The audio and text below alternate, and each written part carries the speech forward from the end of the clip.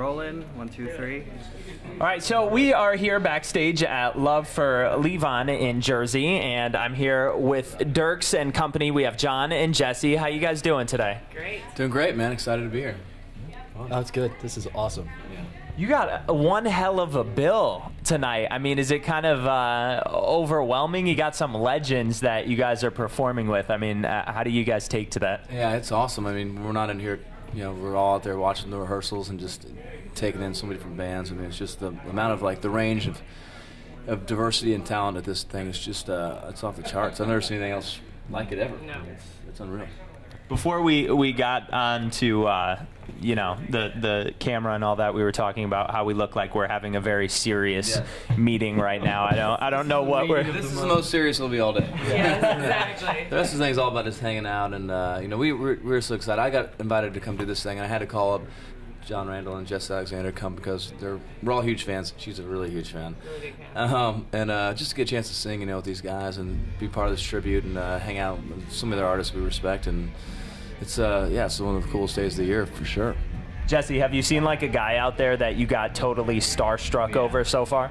Starstruck over all of them, but getting to watch Greg Allman sing Long Black Veil at the rehearsal is just unbelievable. Yeah, I mean, they're all tonight. It's rock and roll heaven tonight for me, so it's very exciting. Very cool. And Dierks, so we were talking about before, your daughter just had a birthday. What'd you get her? Oh man, I let my wife do most of the buying. What did your wife get her? Yeah, I think we got her some stuff for Halloween's coming up, so she wanted to be Dorothy, so we got her some red slippers. So yeah. You have no idea. I'm not. I don't. Yeah, you know, my wife handles all the birthday stuff. So listen, now that you're all rich and famous and whatnot, as far as your family goes, are you like the worst person to go Christmas shopping for? Do they hate shopping for you now? Because what do you get Dierks Bentley? You know, I'm terrible at getting presents. I mean, I feel like we're all pretty doing well, and I never have really wanted anything. I get a guitar. I didn't want a guitar. I got all the guitars I need. I got 2. Yeah, so that's what you get, Dierks. Yeah. You get him a guitar. You know what I like is just a good 12-pack of beer, or a great bottle of wine, or you can always bottle of Jack Daniels, or Grey Goose would be fine, or I mentioned beer would be good. Yeah, alcohol is just a great present. Alcohol's a good present. Awesome. Still keeping it simple. Let's talk about these Grammys, man. 10 nominations. I feel like they should just, once you get to 10, they should just give you one or something. The same way too. I think once you get to 10, you should, you know, get one. We were nominated for Country Album of the Year last year for Up on the Ridge Bluegrass project that John Randall produced. We were up for 3 nominations off that album, but we didn't come away with any. But, no, but we had a great party. We had a kick-ass Grammy party. It was awesome. I think we've all been nominated. Have you won any? I won, yeah. You've won one? I've won one. So we got one for the group. Yeah, we got one for the group. Yeah. You should have got one for the climb, but that was a weird situation. But she wrote the climb. They somehow just messed that one up. But.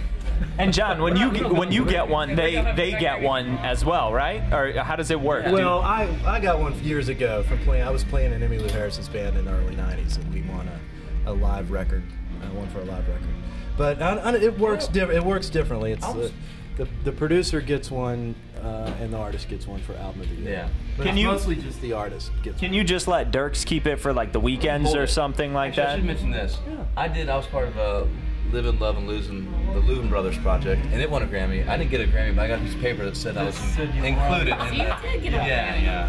I actually collect all the nomination envelopes. I have all those framed. No, I'm kidding.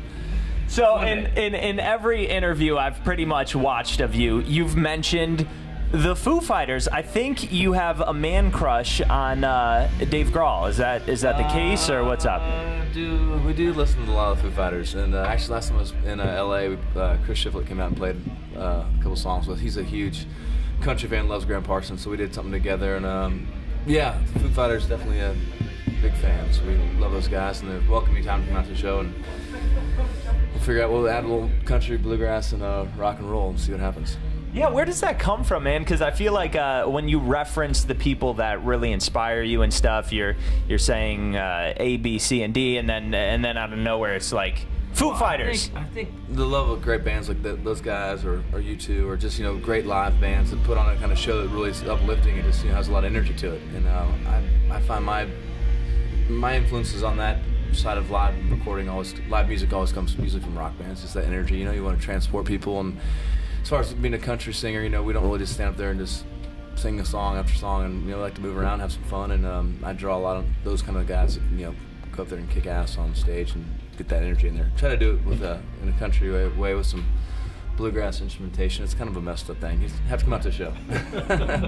Now, John and Jesse, maybe you could weigh in on this. I don't know if you know, but I was watching some videos, and Dierks actually has a side job aside from the music. Are you guys aware of this? I'm not. What is this? His porn name is Dierks Bentley. Yeah, that's wow. I didn't realize, kind of like Dirk Diggler. I didn't know. You've seen some of my work, haven't you? Yeah. I know you have. Yeah. Sick puppy. Well, we've got a satellite on the bus. So, Yeah. So that's like a safety net in case, in case you get to 15 Grammy nominations and you're like, I'm going to hang it up. They do call me 10, 10 Grammy nominations, 10 #1 songs, and something else at 10. Yeah, they call me 10. But, is this thing on? Check 1, 2. It is, isn't it?